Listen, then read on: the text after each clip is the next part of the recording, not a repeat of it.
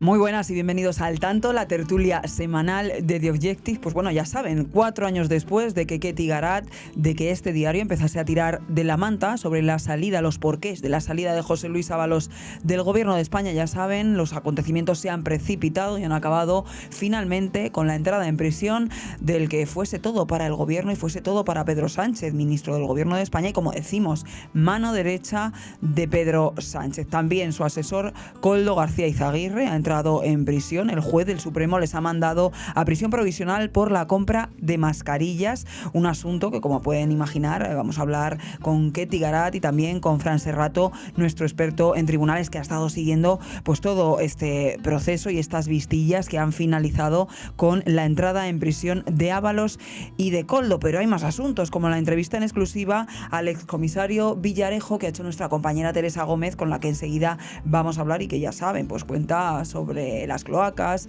sobre las saunas del suegro de Pedro Sánchez. Vamos, que es que esta semana la verdad que Pedro Sánchez ha tenido pocas buenas noticias. El gobierno está en una situación cada vez más complicada y atención a esto, porque no hay dos sin tres y es muy relevante. Nos lo va a contar Pelayo Barro. Israel investiga si 50 millones enviados por Sánchez, por el gobierno de España, acabaron en manos de Hamás. Arrancamos ya. Pues es el primer diputado en activo que entra en la cárcel. Nos hemos acostumbrado ya en este país últimamente, la verdad, a ver cosas inéditas, y aunque esto estaba dentro de lo previsto, dentro de lo posible, no por ello es menos escandaloso y alarmante. Hace 4 años este periódico, y concretamente Ketty Garat, fue el primero que comenzó a contar qué había detrás de la salida de José Luis Ábalos del gobierno de España. Ya saben, era todopoderoso dentro del gobierno, mano derecha e izquierda del propio presidente Pedro Sánchez, y de repente todos los cargos, destituido prácticamente de ellos. Un serial de 8 entregas que ha continuado con todo lo que hemos ido publicando estos años, pero como les digo, comenzó aquí, comenzó en The Objective y comenzó Ketty Garat, a la que ya saludamos, está al otro lado del teléfono. Ketty, ¿qué tal? Muy buenas. ¿Qué tal, Rocío, compañera? ¿Cómo estás?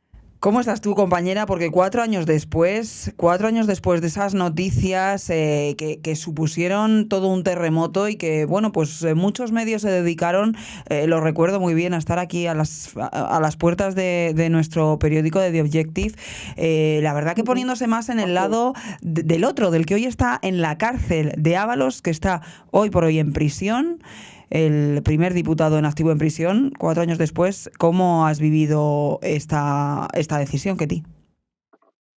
Bueno, pues yo creo que hoy, Rocío, hablo casi por toda la redacción, ha sido que es un día muy emocionante para mí personalmente, para el periódico, por supuesto, porque es verdad que durante 4 años hemos sido objeto de muchos ataques por atrevernos a ser el primer medio de comunicación que destapó el inicio del caso Coldo, los motivos de la salida de Ábalos del gobierno, y hemos sido el medio de comunicación, esta redacción de The Objective, la que ha publicado las grandes exclusivas de este caso.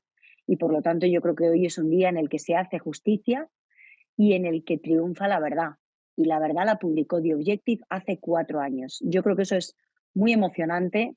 Creo que recordarás como yo cuando, bueno, pues se iniciaban los primeros pasos del el periódico como tal, la parte informativa de The Objective hace 4 años, a finales de octubre, principios de noviembre de 2021, y cómo precisamente la publicación de esta serie de exclusivas, estas 8 entregas, estas 8 noticias con las que abrimos precisamente nuestra edición como medio de comunicación informativo, pues nos granjeó una serie de ataques absolutamente feroces, viles. Tú recordabas precisamente los periodistas de otros medios de comunicación, de una cadena de televisión, de un programa en concreto, el de Risto Mejide, que se afincaron a la puerta de The Objective Sí, para sí, total. perseguirnos como si fuéramos Ujú. nosotros los convictos, los Y a delincuentes, él le los que tenían en el habíamos sofá. cometido. A él le tenían en el Y a él sofá. le tenían en el Chester sentado, efectivamente, haciéndole pues la cobertura y blanqueando precisamente o prestándole precisamente sus micrófonos para disparar directamente contra nosotros de una manera, bueno, pues completamente descarnada. Yo creo que algunos de nosotros, la mayoría de nosotros, los que componemos la redacción del periódico, tú y yo sí, porque veníamos del mismo medio de comunicación, pero había muchos otros que no nos conocíamos, que nos conocíamos de vista, que estábamos empezando a ser compañeros en la misma redacción. Y yo creo que eso, bueno, pues nos unió como una piña, pero también es verdad que hubo momentos muy duros en ese momento y a lo largo de estos últimos 4 años. Y esto hay que decirlo y no nos vamos a cansar de decirlo. Antes de que llegara la UCO en febrero de 2024, estaba solo The Objective, solo durante 2 años y medio, desde noviembre de 2021 hasta febrero de 2024. Y eso es algo que yo creo que nadie nos va a poder quitar y por lo tanto, pues sí, la victoria hoy de la verdad, la victoria hoy de la justicia, es una victoria también de este periódico, de la prensa libre, que se atrevió a publicar, bueno, cayera quien cayera, como si quien cayera fuéramos nosotros mismos, que eso es lo que pasó durante 2 años y medio. Totalmente. Y de periodistas bravas como tú y valientes, Ketty, yo un placer y un honor trabajar a tu lado porque han sido unos Y de años muchos otros, y de y muchos de otros, muchos otros, Rocío, sí, como totalmente. Alberto Mm, Sierra, que ya no está en nuestra mm. redacción, pero un compañero, en fin, brillante periodista y que estuvo precisamente también en el marco de esa investigación, Antonio Rodríguez, que también publicó algunas de las informaciones conmigo, como Teresa Gómez, que luego con posterioridad nos ha permitido precisamente juntas ir avanzando en esa investigación, publicando gran parte de las exclusivas que luego se han ido conociendo, el chale de la alcaidesa, Carmen Pano, los pagos en Ferraz, toda la relación de las vacaciones pagadas, por ejemplo, en Marbella, en esa villa de lujo, durante la negociación del rescate de Europa, el grupo acelerador, el 20% de comisión que solicitaba ese grupo a cambio de contratos y amaños de contratos de obra pública. Creo que desde luego hoy y creo que hay que alabar en primer lugar, desde luego, a la valentía de nuestro director, de Álvaro Nieto, y de Paula Quintero, nuestra CEO, nuestra editora, porque no todos los medios de comunicación se atreven a publicar la verdad y, desde luego, nuestros directores, nuestros jefes, fueron los primeros que tenían claro que este periódico se había creado y se había montado para contar noticias y para contar la verdad. Y eso es lo que hicimos contra viento y marea y 4 años después empezamos a recoger los frutos, pero estos 4 años anteriores no han sido fáciles para ninguno de nosotros y eso también hay que decirlo. 4 años de vértigo, pueden ustedes leer en nuestro periódico todas las exclusivas, las estaba recordando Ketty, todas las exclusivas de The Objective sobre Ábalos hasta su ingreso en la cárcel. Tienen ahí la noticia con todos los enlaces para que, bueno, ustedes recuerden y vean lo que han sido estos 4 años. Pero Ketty decía también al principio, era algo que podía pasar, esa revisión de esas vistillas que sorprendió la semana pasada, esa posibilidad de la entrada inminente en prisión para José Luis Ábalos y también para Coldo García Izaguirre, pero claro, no por esperado y por previsto, es escándalo, es una bomba y la pregunta es directa, ¿cómo ha sentado, cómo se encuentra el Partido Socialista en este momento? Pues mira, ahora mismo en estado de shock, en estado de shock. Estoy empezando, bueno, llevamos desde las 4 o 5 de la tarde aproximadamente, empezando a pulsar precisamente el sentir en el Partido Socialista, porque ha habido un momento de conmoción total, de noqueo, podríamos decir, de caos técnico. Ahora están empezando ya a reaccionar y es verdad que lo que nos transmiten es que la sensación que tienen es que Ábalos hoy le ha quitado la anilla a la granada, me decía una fuente del Partido Socialista de manera muy simbólica y Total. muy gráfica, pero está muy bien, está muy bien, está muy bien traído porque es verdad que todo el mundo era consciente y han caído no sé cuántas bombas, se han reído de nosotros con ese tema, pero la realidad es que yo no sé el umbral de tolerancia que se ha tenido precisamente con la cantidad de escándalos que ha vivido este gobierno, pero la realidad es que hasta que no entrara en prisión el elefante con el elefante en la habitación, al final, que es José Luis Ábalos y Koldo García Izaguirre, casi era, invalidaba casi o restaba importancia a la entrada en prisión casi de Santos Cerdán en el mes de junio, pero la entrada en prisión de Ábalos era muy simbólica y yo creo que esto es un antes y un después. Eh, Decía otra persona que a lo largo de estos últimos minutos, se abre el suelo bajo nuestros pies y evidentemente aquí ya no van a valer los conejos de la chistera. Había personas que barajaban, muchas en el Partido Socialista, la mayoría la posibilidad de una convocatoria electoral. Ahora hay mucha gente que lo descarta, pero todos tienen claro que esto es el final. ¿Cómo va a ser el final? Esa es la pregunta que todo el mundo se hace porque nadie y conoce la respuesta. La respuesta solo está en la cabeza de Pedro Sánchez.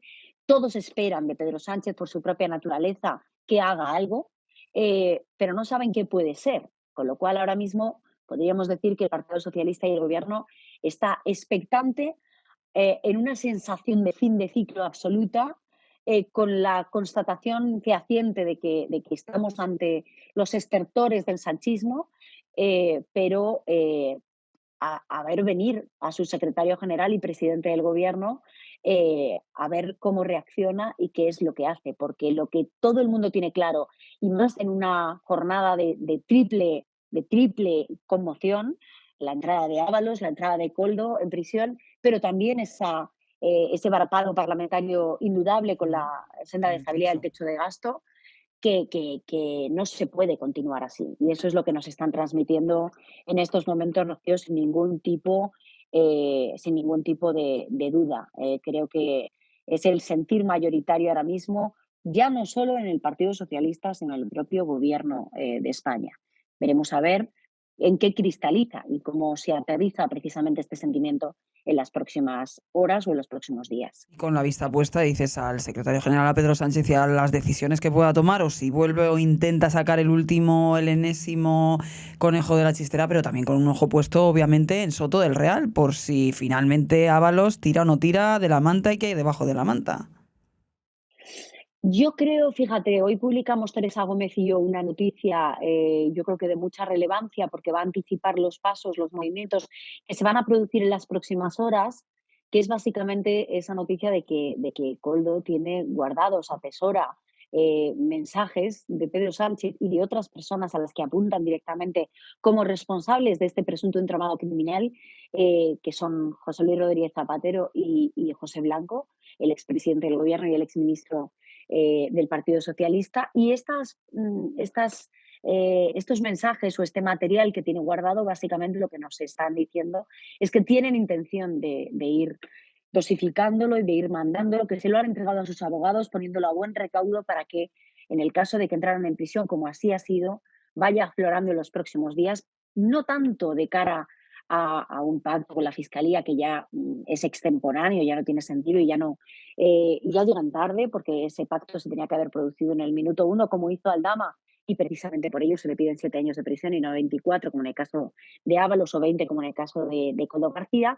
Y por lo tanto, creo que la intención no es tanta, esa intención de pactar con Fiscalía, de buscar un acuerdo, de atenuar su pena, como de vengarse del propio Partido Socialista y de iniciar una guerra eh, interna, que yo creo que va a ser relevante en la medida de que, bueno, como nos anunció Carolina Perles en el mes de septiembre, hace ya unos meses, al inicio del curso político, Ábalos no morirá solo, no caerá solo, morirá matando. Y esto es lo que parece que va a ocurrir en las próximas horas, días, semanas, meses. Veremos a ver el tiempo que se toman y cuál es también la digestión de esa decisión, que en el caso de Ábalos yo creo que ha sido de conmoción absoluta. Ketty Garat, compañera, amiga, un abrazo gigante. Otro abrazo muy fuerte y un abrazo muy fuerte a toda nuestra excepcional redacción de The Objective, la mejor sin ninguna duda de toda España, Rocío. Pues sí, un abrazo gigante, compañera. Chao, muchas gracias.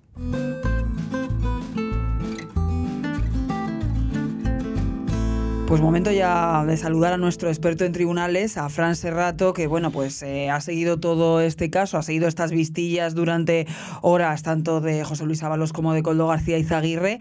¿Qué tal, Fran? ¿Cómo estás? Un placer de nuevo estar contigo. Gracias por estar aquí. No porque se me ocurre mejor plan que estar contigo aquí. Bueno, en el Supremo, puede estar en la Audiencia aquí Nacional. Siempre contigo es buen plan. Muchas gracias, compañero, por estar aquí, porque bueno, ya hemos hablado con Ketty pues, de lo que implica, ¿no?, para el Partido Socialista esta entrada en prisión, lo que implica para el propio Ábalos, lo que ha supuesto The Objective en todo esto, que llevamos desde hace 4 años publicando temas sobre y exclusivas e investigación sobre la salida del ministro del gobierno, sobre toda su situación judicial, sobre todas las cuestiones que habéis estado investigando. Pero claro, cabe preguntarse un día como hoy, y por eso te tenemos aquí, para que como experto nos cuentes en qué se basa el juez para ahora mandarle directamente a prisión cuando hace un tiempo pues no le mandó y ha sido pues inmediato. Bueno, básicamente lo que ha cambiado en estos tiempos, en este periodo, es que por primera vez este jueves la Fiscalía Anticorrupción pidió efectivamente el ingreso en prisión sin fianza de Koldo y de Ábalos. Ambos, tanto el exministro de Transportes como su antiguo asesor en el ministerio, desde febrero estaban ya siendo... tenían unas medidas cautelares impuestas, tenían que ir al juzgado cada 15 días. Les habían retirado el pasaporte. Le habían retirado el pasaporte, no podían abandonar España sin permiso las acusaciones populares desde entonces han venido pidiendo que esas medidas preventivas o cautelares fueran más gravosas, como por ejemplo la entrada en prisión de forma preventiva.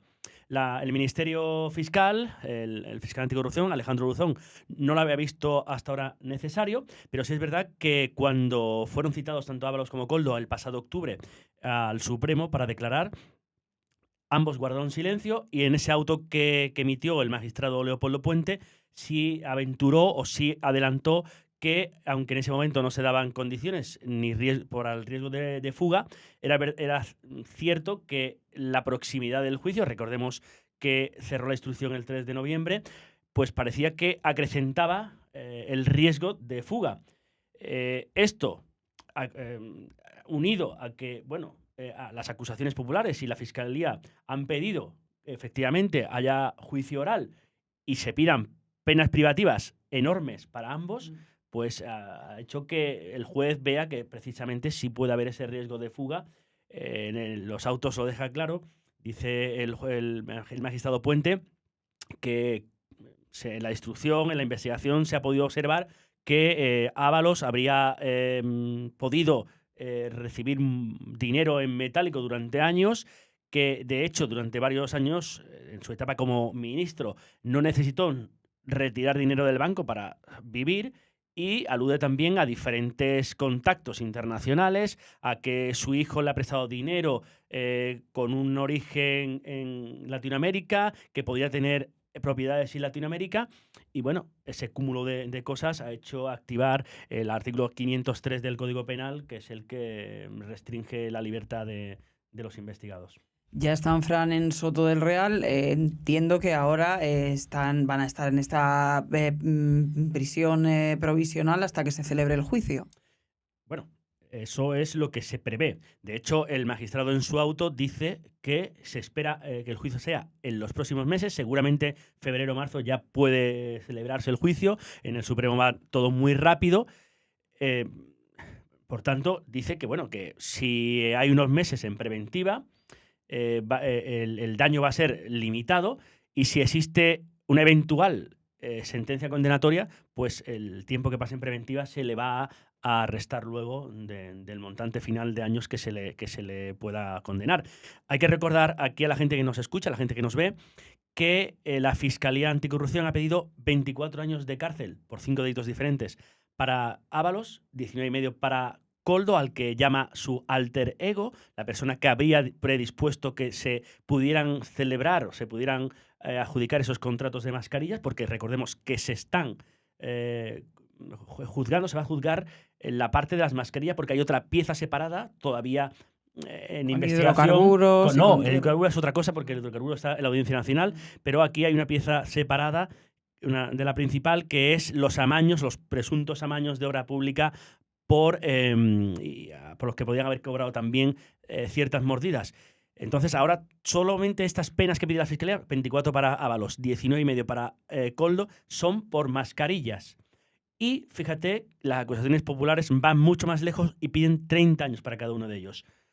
Otro de los investigados, hay que recordar, Víctor Aldama, para este solo piden, tanto la Fiscalía como la acusación popular, 7 años de prisión por el atenuante de haber colaborado con la justicia. Pues veremos qué ocurre en las próximas semanas, en los próximos meses. Sin duda, todo esto nos va a tener a todos muy alerta, pero también quería hablar contigo, Fran, de un tema que has publicado en exclusiva esta semana. La semana pasada, pues bueno, y las últimas semanas, el protagonista absoluto también en tribunales era el exfiscal general del Estado, Álvaro García Ortiz, después de ese juicio, después de esa condena de inhabilitación para 2 años y la activación por parte del gobierno, ¿no?, de la maquinaria para nombrar nueva fiscal. Ese nombramiento ya se hizo, un nombramiento que pues algunos fiscales, como cuentas, Fran, no ha sentado muy bien. Bueno, es verdad que de cara a la galería, pues las asociaciones, muchos fiscales están diciendo que Teresa Peramato, la nueva fiscal general, es una persona muy técnica, con un buen nombre, pero no dejan de decir que es una persona continuista que tiene el gran reto de coser las heridas y de devolverle a la institución esa imagen de imparcialidad, de estar independiente del gobierno, que parece ser que ellos consideran que con García Ortiz se ha diluido esa independencia, esa autonomía, y no saben bien si Teresa Peramato, a pesar de su buen perfil técnico, es capaz de devolverle esa autonomía, esa independencia a la Fiscalía. Lo que nos dicen a nosotros muchos fiscales, incluso abiertamente algunas asociaciones, es que es una persona muy de confianza de García Ortiz, de su núcleo de acción. Y recordemos que García Ortiz es del núcleo de acción de Dolores Delgado, de la que fue fiscal general y ministra de Justicia con Pedro Sánchez, y por tanto nos dicen que sigue mandando Dolores Delgado, porque hay que recordar que la designación de García Ortiz en julio del 2022 tuvo mucha culpa de ello Dolores Delgado. Recordemos que García Ortiz era el teniente fiscal de la Secretaría Técnica de la Fiscalía General del Estado, por tanto era la mano derecha, la persona que hacía el trabajo diario, el trabajo sucio de Dolores Delgado. Era una persona de su auténtica confianza. Dolores Delgado, hay que recordar, que pertenecía a la Unión Progresista de Fiscales, lo mismo que García Ortiz, que llegó a ser portavoz. Y es que Teresa Peramato también fue presidenta, si no recuerdo más, entre el 2019 y 2021. Los tres forman parte de la Unión Progresista de Fiscales, que tiene unos 150, 180 afiliados, de los que, bueno, han tenido suerte porque García Ortiz durante su mandato ha hecho 3 nombramientos de fiscales de sala, que son como, digamos, magistrados, una categoría superior, y de esos 23, 18 han ido para miembros de la Unión Progresista de Fiscales, siendo un tercio menos de afiliados que, por ejemplo, la Asociación de Fiscales, que es la mayoritaria, que tiene casi 800 afiliados. Entonces, todo parece que los fiscales denuncian a título independiente, individual, pero también desde las asociaciones, que, bueno, que todo parece indicar que Dolores Delgado sigue mandando en la Fiscalía. Y si no mandando, al menos teniendo mucha influencia, muchísima más de la que debería. Claro, porque nos dicen, bueno, aquí Pedro Sánchez, el gobierno, ¿cómo sabe quién es la persona indicada? ¿Cómo saben quién es un profesional con las capacidades y con prestigio suficiente para el puesto? Pues nos dicen, es que Dolores Delgado le está hablando al oído al presidente del gobierno por la confianza que tienen entre ellos. Pues, Fran, veremos. Al final, por los hechos, les conoceréis y tendremos que darle un poco de tiempo también. Hay que recordar que no sabremos si lo tendrá mucho, porque tiene un año y algo de mandato. Vamos a ver lo que puede hacer en ese tiempo.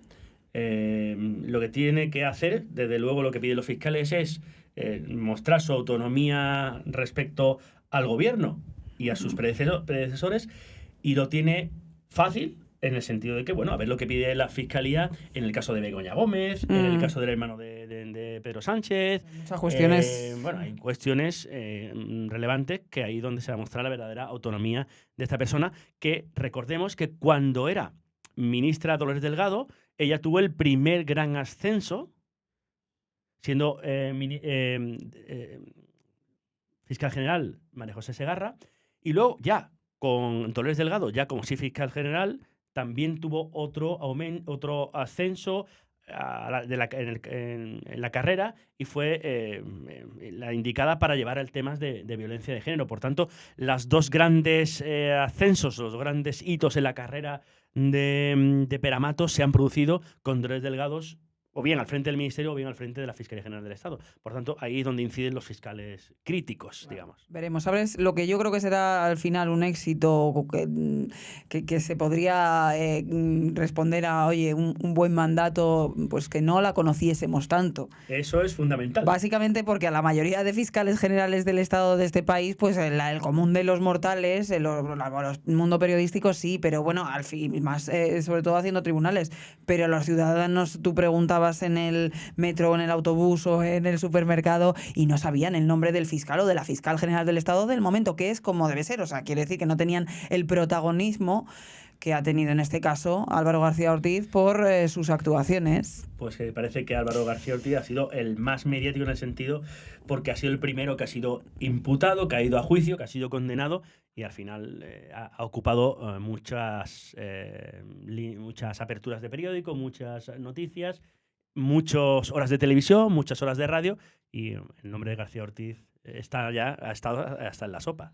Le vamos a dar unos días, unos meses a la nueva fiscal Confiemos general en ella. Y contaremos aquí lo que suceda. Gracias, Fran, como siempre. Un placer. Gracias.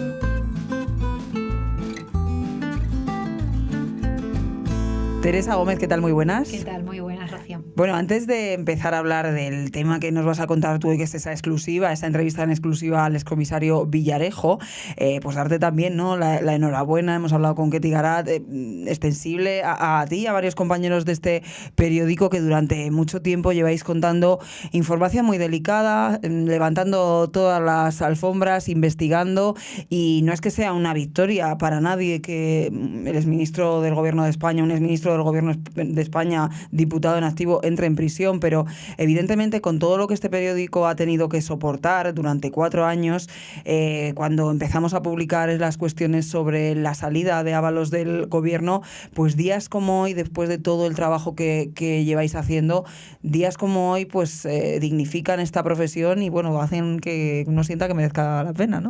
Sí, yo creo que bueno, es una victoria porque ha vencido la justicia, ¿no? Es de justicia que ahora él esté donde esté y que a De Giefti se le reconozca la labor realizada durante estos últimos años, sobre todo porque durante los últimos meses ha sido mucho más fácil porque ya no era ministro y porque ya no estaba ni siquiera en el Partido Socialista y era más fácil sumarse a la crítica, pero hace 4 años, cuando comenzó todo, no era tan fácil y la mayoría de los políticos y de los periodistas defendían al exministro Ábalos, que hoy está en prisión, y solo De Giefti fue el único medio que decidió pues investigar la corrupción que en aquel momento afectaba a José Luis Ábalos y a su asesor Koldo García Izaguirre y que a día de hoy ahora ya afecta al Partido Socialista.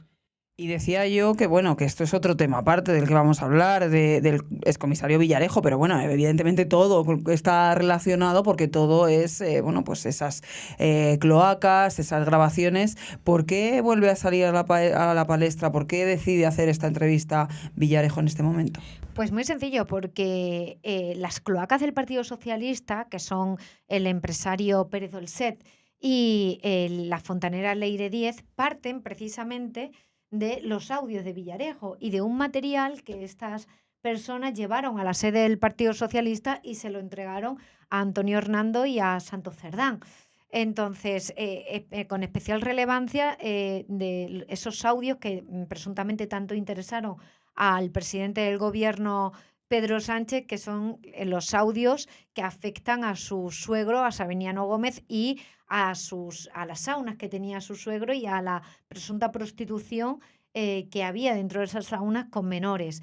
Estos audios que estaban en posesión o que están en posesión de la fontanera Leire y del empresario Pérez Dolcet, es decir, de las cloacas del PSOE, parten del comisario Villarejo, porque son unos audios que grabó el comisario Villarejo y que son de él, ¿no? Por lo tanto, a mí me parecía pertinente, al igual que informamos sobre Leire, sobre Pérez Dolcet, sobre Cerdán, y nos intentamos poner en contacto con todos los actores, pues que uno de los actores principales, que es el comisario Villarejo, porque las cloacas nacen precisamente de su material, poderlo entrevistar y que nos diese su versión y sobre todo que nos contase qué había en esos audios, porque en realidad es de las pocas personas que conoce el contenido de los audios, pero que ya no solamente lo conoce, sino que además saben cómo se fraguó y cómo se pactó el poder grabar dentro de las saunas de Sabiniano Gómez. Y lo que te cuenta, lo hemos escuchado al inicio, antes de saludarte, pues bueno, son algunas cosas verdaderamente escalofriantes, como lo que comentabas de los menores.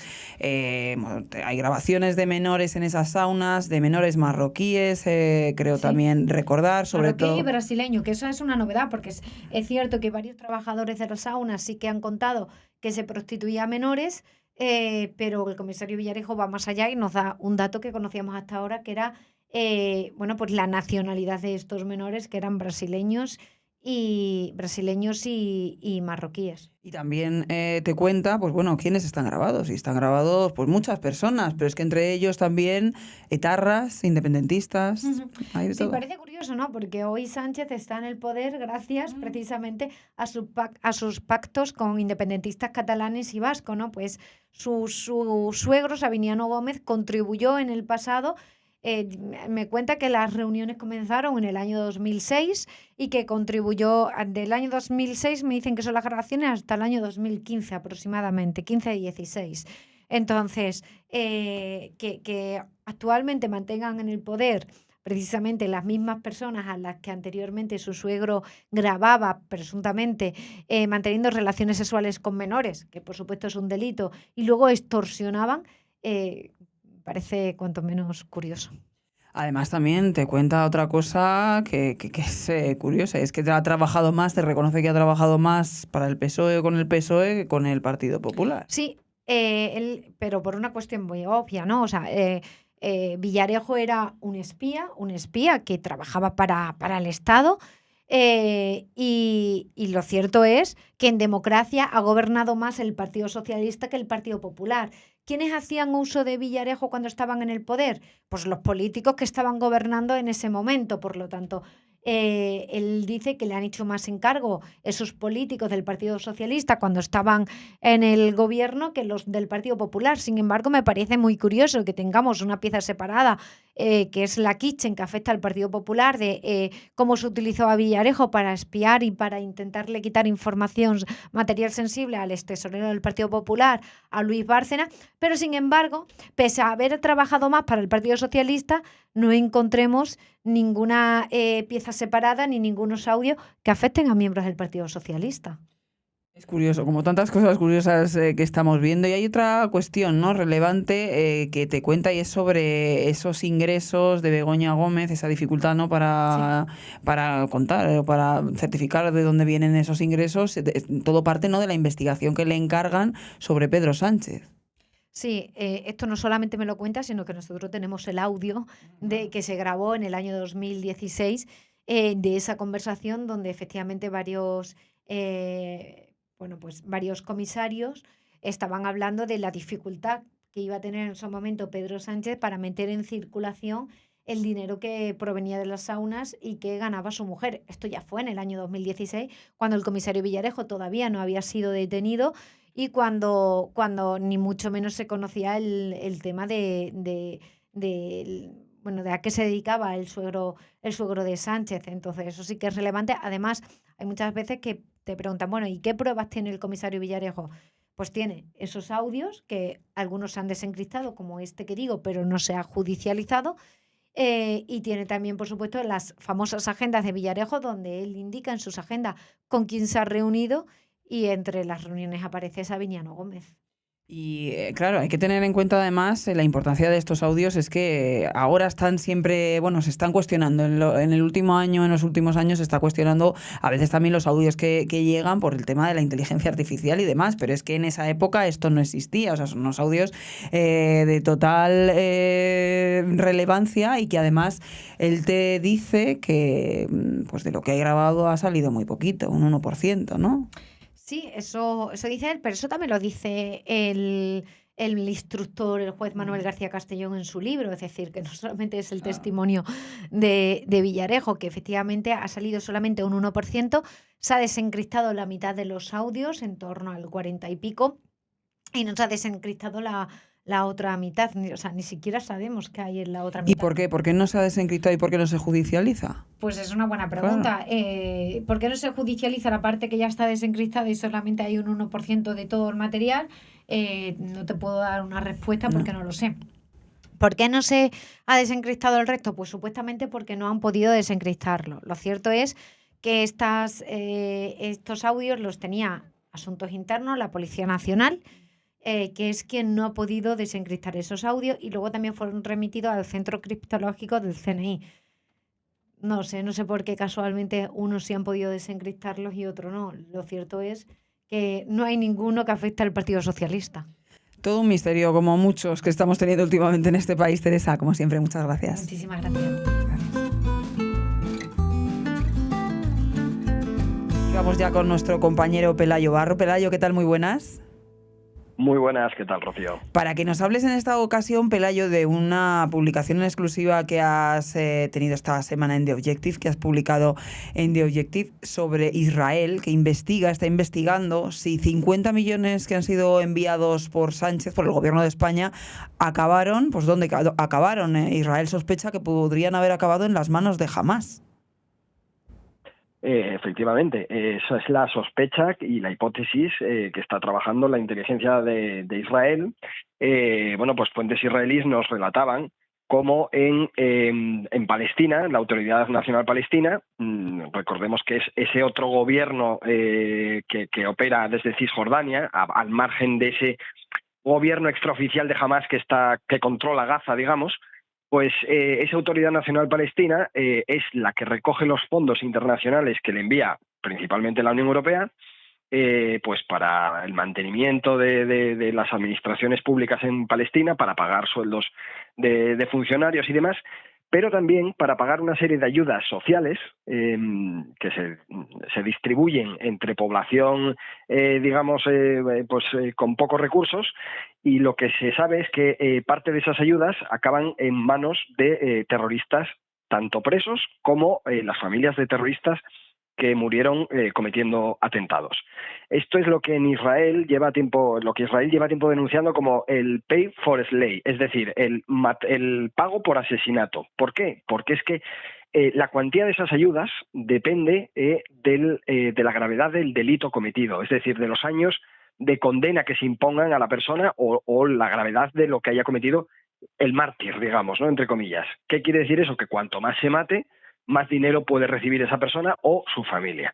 Esto no es una conspiración de Israel que ve por las esquinas. Esto lo ha admitido la propia Autoridad Nacional Palestina, pero desde febrero de este año ha asegurado que ha dejado de hacerlo.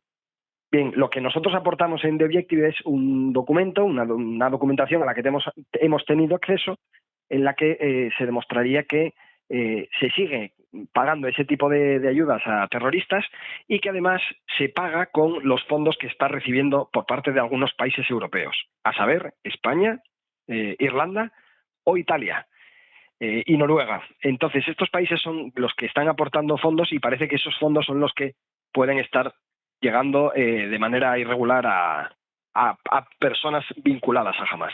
Hablamos, Pelayo, de algo gravísimo, sepan ustedes. O sea, es que es dinero de todos nosotros, de los contribuyentes españoles, que ha podido terminar en manos de los terroristas, de ejecutores de atentados terroristas, de combatientes de Hamás, y es que el último pago podría haber sido el pasado 4 de noviembre, ¿no? El Ministerio de Asuntos Exteriores anunciaba que España ya sumaba 50 millones de euros en aportaciones a ese fondo, tras dar luz verde a esa última ayuda de 46 millones adicionales. O sea, hablamos de muchísimo dinero y de dinero reciente.